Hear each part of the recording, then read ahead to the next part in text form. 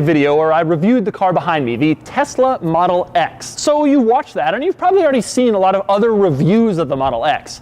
But what you probably don't know, what you might be more interested in, is all of its weird quirks, its strange features, its unusual traits that separate it from a normal car. And so here are all the weird quirks of the Tesla Model X. Now, for more of my thoughts on the interesting quirks, you can of course click the link below to check out my column on autotrader.com/oversteer.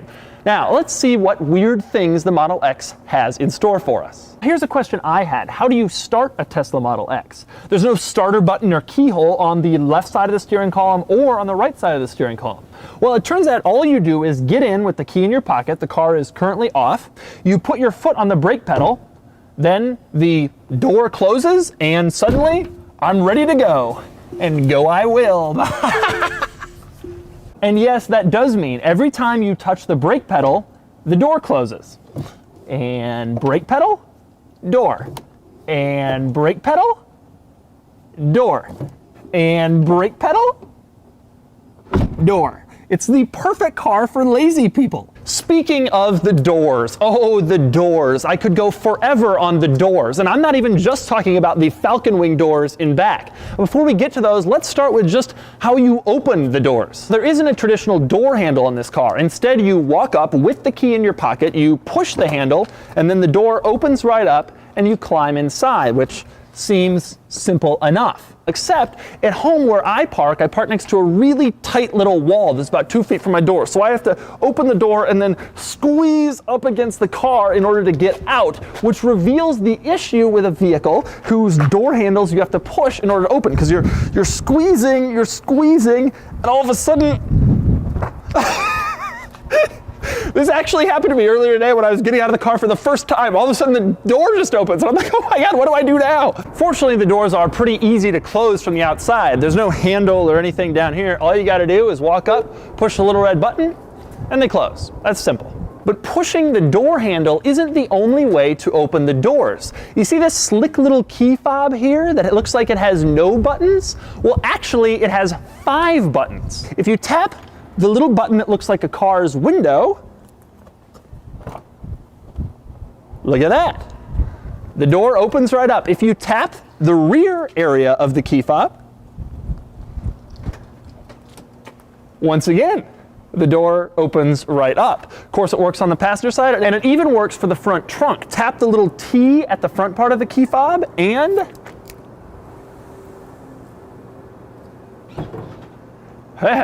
opens right up, first try. Oh yeah, that's right, there's a front trunk. Because there's no front engine in this car, all the batteries are under the floor, there's a trunk in front, just in case all of your stuff doesn't quite fit in the back. Now, once you're inside the car, you have a few options for how to close the doors. You don't just reach up and pull it closed like you do in some Gullwing cars. It's all electronic. So there's a little button right here, and you push it, and down comes the door.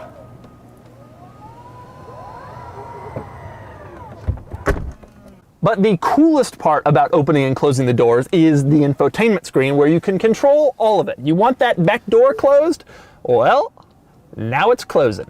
You want the other side back door open? Well, done, opened. You want the front trunk open? Done. You want the back trunk open? Done. You want the passenger door open? Done. You want the passenger door closed? It's closing. You want the Gullwing door and back closed? It's closing. You want the driver door?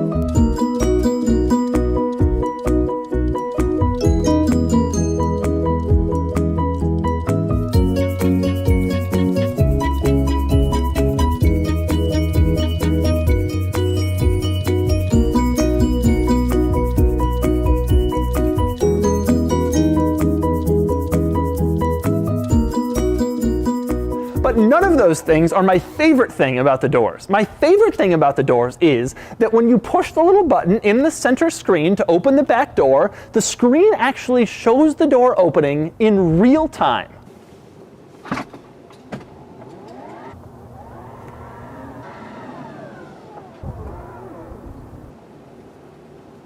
Now, here's a big question I have. Can you drive with the Falcon Wing doors open? Now, you shift into drive when the doors are open, and these big warnings come up on the center screen in the gauge cluster saying, do not drive. But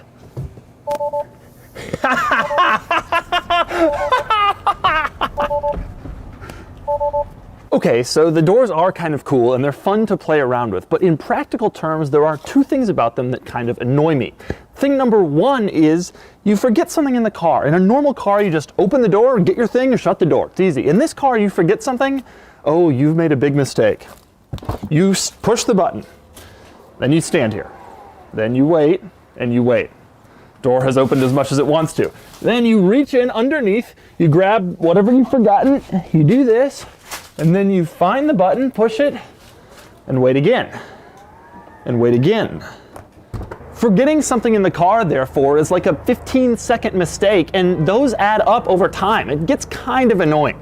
The most annoying thing about the doors, though, is although they're cool the first time you use them, when you first get the car and you're really excited about it, eventually it sort of becomes regular for you. But it never becomes regular for other people. If you open the doors in any setting where there's people around, you will constantly get mobbed. It got to the point yesterday when I was filming this video that I just stopped opening the back doors altogether so I wouldn't have to deal with the questions and the comments and the people coming up asking what it is and how it works. And instead I solely was using the front door and the tailgate, which open normally. Now, as you probably know, the windshield is huge. It goes all the way up to above your head, which gives you a giant, wide, sweeping view while you're driving. But how do sun visors work in a windshield that goes all the way above your head? Well, they're located on your left, next to your head, and they attach to the rear view mirror assembly. And then you can put them down just like a normal sun visor. Here's a crazy feature. When you're driving down the road, the center gauge cluster is constantly giving you all sorts of information. It's showing you where other objects on the side are. It's showing you where other cars are. It even can find box trucks. It can find bicyclists. And it can find empty parking spaces where, of course, it can park itself. It'll show you lane lines. And my personal favorite, it even shows when you put your turn signal on.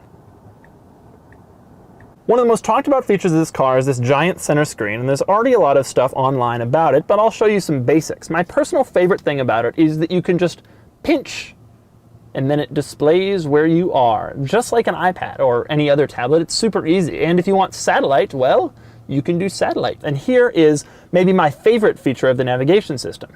You want to figure out how to get somewhere, all you got to do, tap it, navigate, and obviously it brings up the directions and it brings up a little map about how to get there. But my favorite part is it even shows you what the car's charge percentage will be when you arrive to help combat your aggressive range anxiety. Head over to the music tab in the giant infotainment system and you're given a lot of different streaming options, including my personal favorite, Tesla Top 20, which gives you all of the top songs listened to by other Tesla drivers in their cars. Another lovely feature of the giant infotainment screen, if you touch controls, you can bring up the seats. And this allows you to move the center seats forward or backwards, depending on what you want. The thing I like most about this is that the seat actually moves at this exact same rate it's being shown on the screen. So the middle seat's starting to move, and it's like there's a camera inside your car exactly telling you where the seats are going and what current position they're in. Here's another crazy thing about the giant infotainment system. It lets you control virtually every aspect of the car. For example, if you want the doors to lock when you walk away, turn that on. Unlock on park, close all with key fob, headlights after exit, mirrors auto tilt, auto fold, cabin overheat protection, smart preconditioning, whatever that is. You can do all of this stuff. No other car lets you choose so many mundane features. BMW, being German, they just choose it for you. But in this thing, you have the opportunity to really affect every little customizable aspect of this car.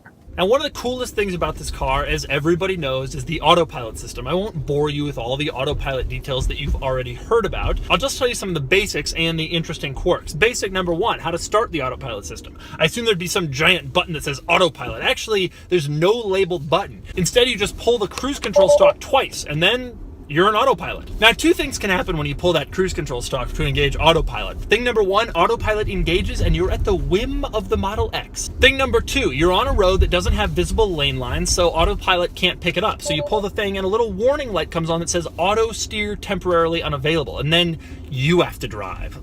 Now here's the thing that I think is the coolest about autopilot. I want to change lanes. So what do? I put the turn signal on, the car realizes I want to change lanes, and then it makes the lane change for me. All I have to do is put the turn signal on and have the lane be clear. Let me try it again. Put the turn signal on, the car looks, is it clear? Yeah, it's clear. And then boom, lane changed. So there you go. I've reviewed the Model X, I've driven it, and now in this video I've shown you all of its unusual, weird quirks and features. And so you have every piece of information about the Model X you could possibly want. So there's a little button right here, and you push it, and you push it. There's a little button, you just push it. Instead, there's a little button, you just pull it,